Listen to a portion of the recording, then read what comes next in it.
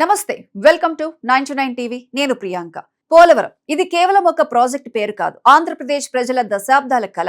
గోదావరి జలాలను రాష్ట్రంలోని మెట్ట ప్రాంతాలకు అందించి లక్షల ఎకరాలకు సాగునీరు, కోట్లాది మందికి తాగునీరు, పరిశ్రమలకు నీటి వనరులు అందించాలనే లక్ష్యంతో రూపుదిద్దుకున్న జాతీయ ప్రాజెక్ట్.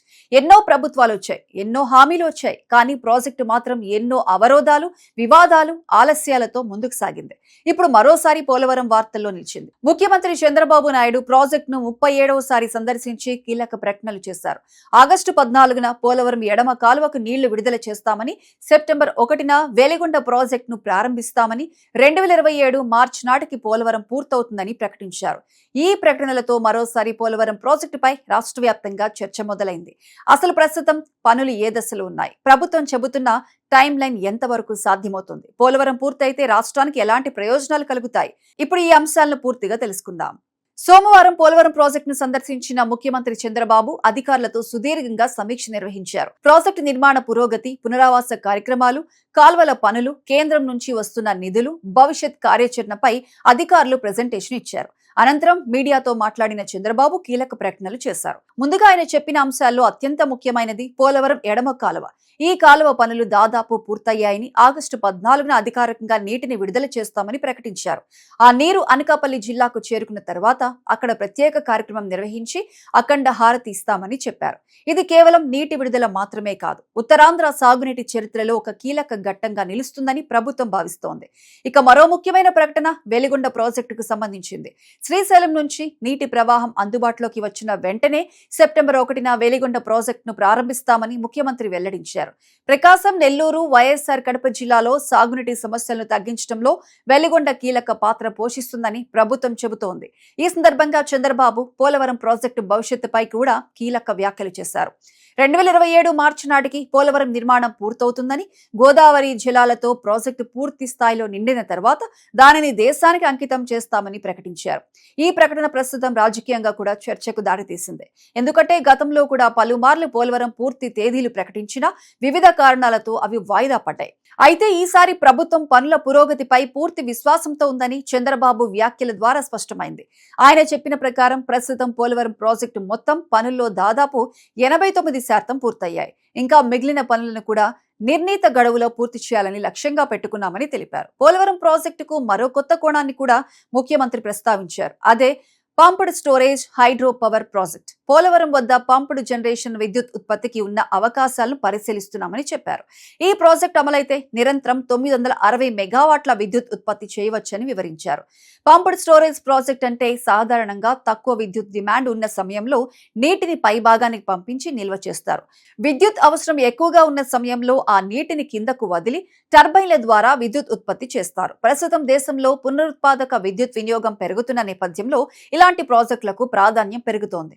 చంద్రబాబు మరోసారి పోలవరం ప్రాజెక్టుపై గత ప్రభుత్వాన్ని విమర్శించారు. వైఎస్ఆర్ కాంగ్రెస్ ప్రభుత్వ హయాంలో 5 ఏళ్లలో కేవలం 2% మాత్రమే పనులు జరిగాయని ఆరోపించారు. తమ ప్రభుత్వం అధికారంలోకి వచ్చిన తరువాత 2 ఏళ్లలోనే అదనంగా 15% పనులు పూర్తి చేశామని చెప్పారు. అంతేకాదు, తమ ప్రభుత్వం వచ్చిన తరువాత పోలవరం ప్రాజెక్టుపై 7,043 కోట్ల వరకు ఖర్చు చేసినట్లు వెల్లడించారు. కేంద్ర ప్రభుత్వం నిధులు విడుదల చేస్తోందని, పోలవరం ప్రాజెక్ట్ అథారిటీ, కేంద్ర జల సంఘం కూడా పూర్తి సహకారం అందిస్తున్నాయని చెప్పారు. పోలవరం ప్రాజెక్టులో అత్యంత క్లిష్టమైన అంశం నిర్వాసితుల పునరావాసం. ఈ విషయంలో కూడా ప్రభుత్వం గణాంకాలను వెల్లడించింది. ఇప్పటి వరకు 17,500కు పైగా కుటుంబాలను పునరావాస కాలనీలకు తరలించినట్లు తెలిపింది. మొత్తం 94,152 ఎకరాల భూసేకరణ పూర్తయిందని పేర్కొంది. 2027 మార్చి నాటికి పునరావాస కార్యక్రమాలను కూడా పూర్తి చేస్తామని, మొదటి దశలో నీటి నిల్వకు అవసరమైన ప్రాంతాల్లోని అన్ని నిర్వాసిత కుటుంబాలను ముందుగానే తరలిస్తామని ప్రభుత్వం ప్రకటించింది. పునరావాసం పూర్తి కాకుండా నీటి నిల్వ చేయబోమని కూడా స్పష్టం చేసింది. పోలవరం నిర్మాణంలో డయాఫ్రామ్ వాల్ కీలకమైన భాగం. గతంలో వరదల కారణంగా ఈ నిర్మాణం దెబ్బతినడం పెద్ద వివాదానికి దారితీసింది. ఈ అంశాన్ని కూడా చంద్రబాబు ప్రస్తావించారు. గత ప్రభుత్వ హయాంలో డయాఫ్రామ్ వాల్ దెబ్బతినడంతో ప్రాజెక్టు భవిష్యత్తుపై సందేహాలు వ్యక్తమయ్యాయని, ఇప్పుడు కొత్త డయాఫ్రామ్ వాల్ నిర్మించి పరిస్థితిని తిరిగి గాడిలో పెట్టామని చెప్పారు. ప్రస్తుతం కుడి, ఎడమ కాలువల అనుసంధాన పనులు 90% పూర్తయ్యాయని అధికారులు వెల్లడించారు.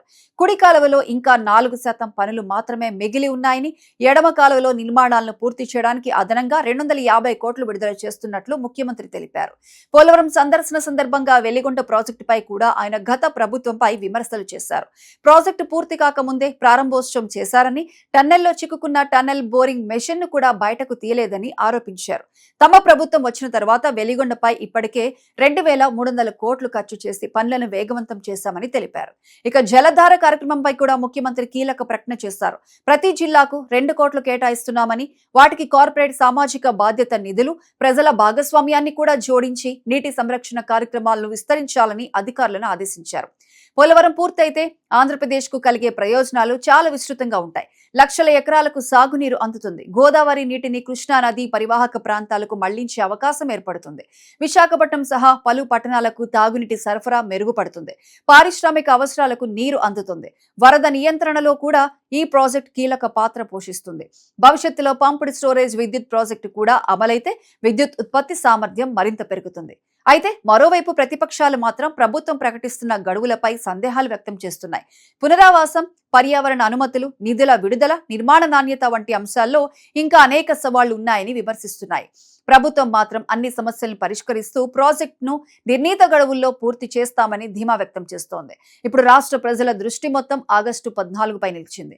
ఆ రోజు నిజంగానే పోలవరం ఎడమ కాలువలో నీటి విడుదల జరుగుతుందా? ఆ తర్వాత సెప్టెంబర్ 1న వెలిగొండ ప్రారంభమవుతుందా? చివరకు 2027 మార్చి నాటికి పోలవరం పూర్తవుతుందా అనే ప్రశ్నలకు రాబోయే రోజుల్లో సమాధానం లభిస్తుంది. దశాబ్దాలుగా ఎదురు చూస్తున్న ఈ జాతీయ ప్రాజెక్టు నిజంగా పూర్తయి గోదావరి జలాలు రాష్ట్రంలోని ప్రతి రైతు పొలానికి చేరితే అది కేవలం ఒక ప్రభుత్వ విజయం మాత్రమే కాదు, ఆంధ్రప్రదేశ్ ప్రజల ఎన్నో ఏళ్ల కల నెరవేరిన చారిత్రక ఘట్టంగా నిలిచిపోతుంది.